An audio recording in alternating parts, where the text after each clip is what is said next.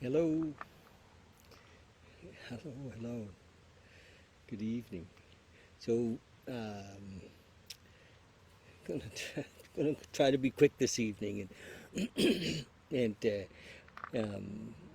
you know, it's interesting. I just want to share with you that the only thing I can do actually is to share with you my personal experience, and I never for a minute would have believed that the message that I would be sharing would eventually come to this place, and you know, I started what I'll call personal development work in my early 20s, even before I discovered the 12 steps and got into recovery. You know, I knew that something was missing, and it's interesting. I listened to Ram Dass, and Ram Dass talks in his story. He spent a lot of time kind of going around and asking people, if they knew what was going on, what was life about, and nobody did. He would get this blank stare, like, what do you mean? And I could relate to that when I first heard Ram Dass share that in an old video. I could relate to that because I had never found anybody that knew what was going on here. I started reading self-help books and personal development books and how-to books, and going to seminars, and of course very active in the 12-step process, at a very young age, and because I knew that there was something missing. I didn't get the memo, and and I thought that other people did know, and so I didn't really have the right questions even to ask. What's going on. I got on the how to make a better David train, and there's a lot of people on that train that damn, most of the world is on that. How do I get to be better? So we read tons and tons and tons of books. We study old philosophies. We go to courses, and we go see Tony. I love Tony, and we do all of these things, and they're all helpful. Landmark and Osho, and they're all helpful. They really are, and but what they teach us is how to function better here. And yet, not all of us, but many of us realize there's something missing. And we're like, it's hard to imagine what that is, we were told that we needed to be more compassionate, or maybe we weren't told, but for me, I had this feeling I wanted to be more compassionate. I wanted to be more loving. I wanted to be, more caring and more honest and more available and more present and more, so it was this pressure on me to be all these things, and many teachers were saying, no, that's who you already are. But I couldn't hear that. I tried, I didn't hear it. I know now because I discovered it myself, but I couldn't hear it when, like Dr. David Hawkins in his book Letting Go, he basically said, if we let go of all of these things, this desire and anger and fear and guilt and shame and wanting, and we let go of these things, we'll, like a cork, will naturally float up to our natural state. In our natural state, when we surrender all of our trying to be better, or trying to get, when we surrender, our natural state is a state of peace, and beyond that, a state of love. And I know that's, like, it might seem kind of funny. Because the mind says, well, yeah, but how? There's nothing to do. I know, there's nothing to do. Just be here.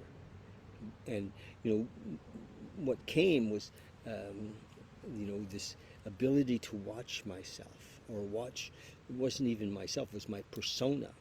I realized there was more than, I was more than my persona. This person I had tried to become, the actor, wanting to be liked and wanting to fit in and wanting to, trying to do the right moves so that I would be financially successful, or I would get the right girl, or all of those things was a persona. And I realized that, oh my gosh, that's not really me. And I started watching the persona, and I thought, well, how do I get out of that? I was trapped in this persona, this character, and I didn't know, if I'm not the character, then who am I? So I recognized that I didn't need to be anybody. Who I was my natural self. I would be responding in each moment to life, as opposed to trying to direct life. And it's actually the essence of the 12-step world takes us to that, living in intuition, living in free of fear, and free of trying to get it right. And there's some, of course, some standards or some directions, but it's really, we don't even need them, because we become that. we honestly see people, and we recognize that we're all the same. We're more than all the same. We're all one. And we see that, the uncertainty, and the frustration that people are living in, and the fear, or the over the topness of their presentation, and because everybody pretty much is living in their persona. So if you'd like to be free, that's the deal. That's the whole deal. It's, the freedom is available, and yeah. So it starts with being present, being conscious, being available in each moment. Be here now, and watch the mind. Because the mind somehow got to be the lead, instead of the servant. And the mind is really, we're not our minds, and so it's taken over the show. So just watch it and start to let go. Start to recognize that, I often, for the last few years, I would call it my crazy mind. And now I don't even call it that anymore. It's just like, oh, look at that. It's just, it's sometimes afraid, or sometimes works up a story. And so you can be free in each moment. And then in each moment, we're actually living in our full potential. Like, who wants to live in their full potential? And I know it sounds really simple, and doesn't require therapy, and it's not new age. It's old age. It's what it really is. And we've made up lots of stories about it, lots of religious stories, and lots of objective gods, and out there. And there's nothing out there. It's all in here. It's all here now. And that's I'll just stop there. Yeah, hopefully I'm getting better at explaining this thing that's really unexplainable. As we've been doing these talks, I've been reading the Tao Te Ching, which, lao-tzu made a huge effort to explain the unexplainable. That nothing is missing, that nothing is needed, that nothing is wrong, and nothing is right. It just is. And chapter 38 I'm at right now. We've been reading off and on here. I haven't been making every day, but it says, chapter 38, this is by translation by Stephen Mitchell, beautiful man from all accounts. I haven't met him, but I would love to. 38, the master doesn't try to be powerful. Thus, he is truly powerful.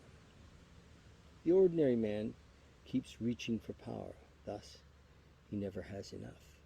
So that's the thing, eh? We're caught in this trying to get. The master does nothing, yet he leaves nothing undone. The ordinary man is always doing things, yet many more are left to be done. The kind man does something, the kind man does something, yet something remains undone. The just man does something and leaves many things to be done. The moral man does something, and when no one responds, he rolls up his sleeves and uses force. When the Tao is lost, there is goodness. When the Tao is lost, there is goodness. When goodness is lost, there is morality. When morality is lost, there is ritual. Ritual is the husk of true faith, the beginning of chaos. Therefore, the master concerns himself with the depth and not the surface, with the fruit and not the flower. He has no will of his own. He dwells in reality and lets all illusions go.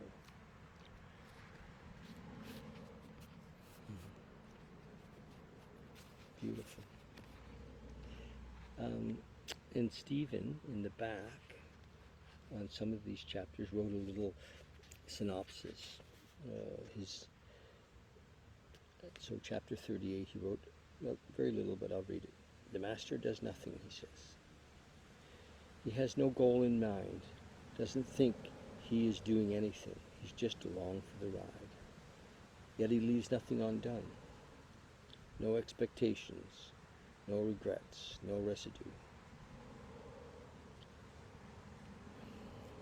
When the Tao is lost, you can never lose the Tao, but you can find it.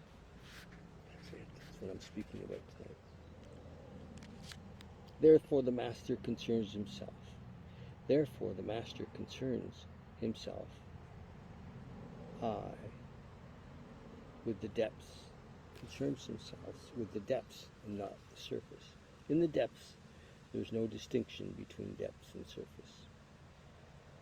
Fruit in autumn, flowers in spring. He enjoys the flowers as he enjoys the fruit.